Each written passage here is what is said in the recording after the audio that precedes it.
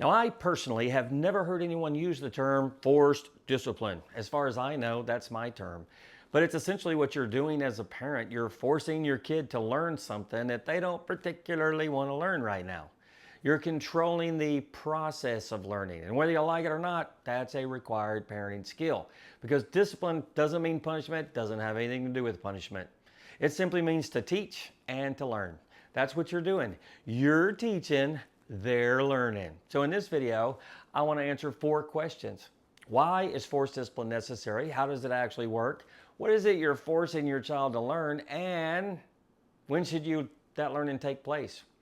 Then before we finish, I'll show you where punishment and consequences and that kind of thing comes in the process. Because once you understand how forced discipline works, parenting makes a whole lot more sense and it gets way easier. Why is forced discipline necessary?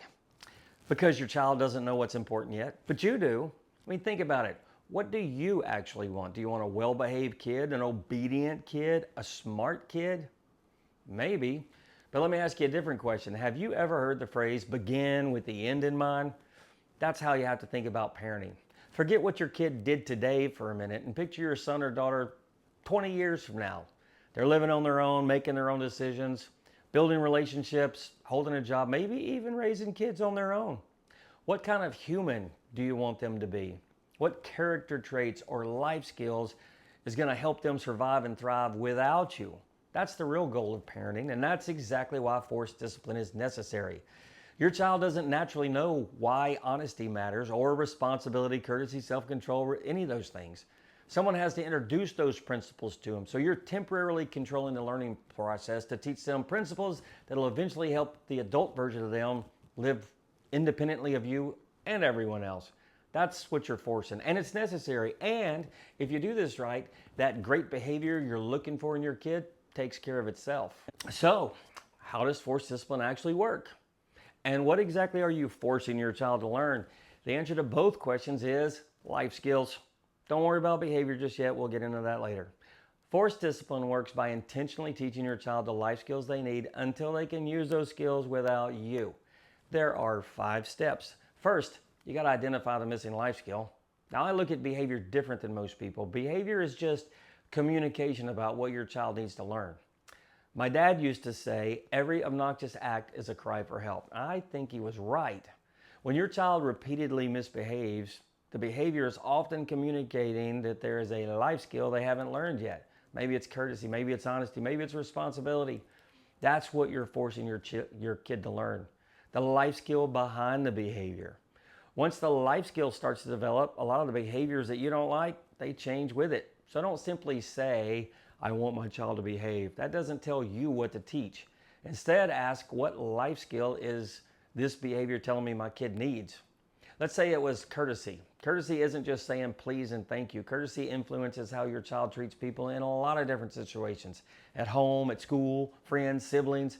You aren't teaching a separate lesson for every rude behavior. You're teaching one life skill that can guide many different behaviors. The same is true for honesty. You're not just teaching your child to stop lying in one situation, you're teaching them to value truth, even when the truth is difficult. One life skill applied across many different situations.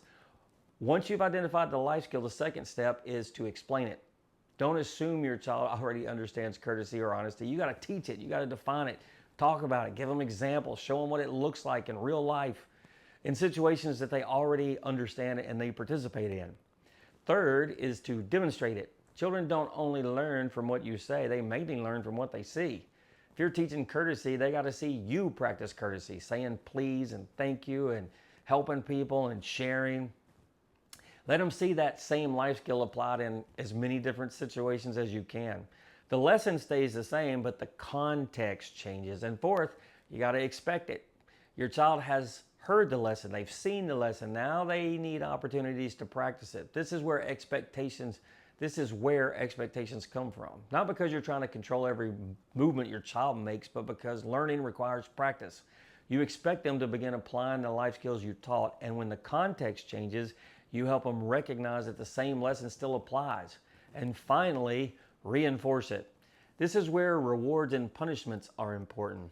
When your child applies the life skill correctly, reward it. Praise them, encourage them, recognize the choice they made.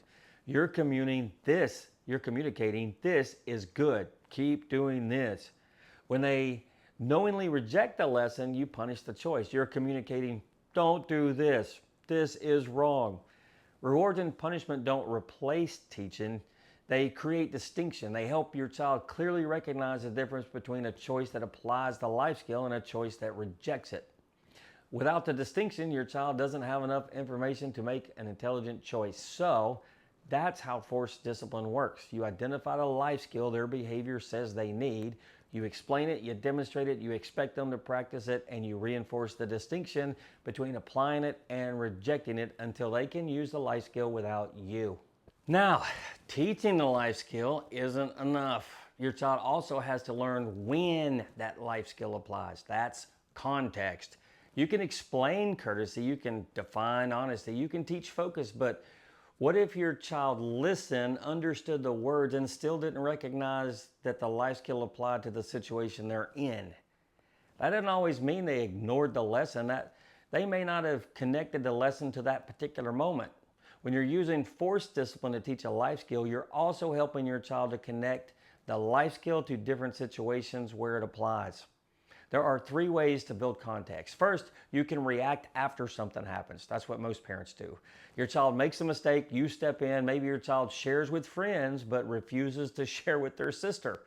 You can ask, how does refusing to share with your sister show that you're being nice? That's right, it doesn't. Courtesy means being nice to people, and that includes your family.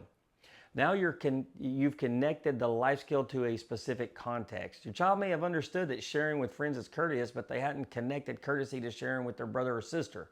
So you make the connection for them. That method is reactionary.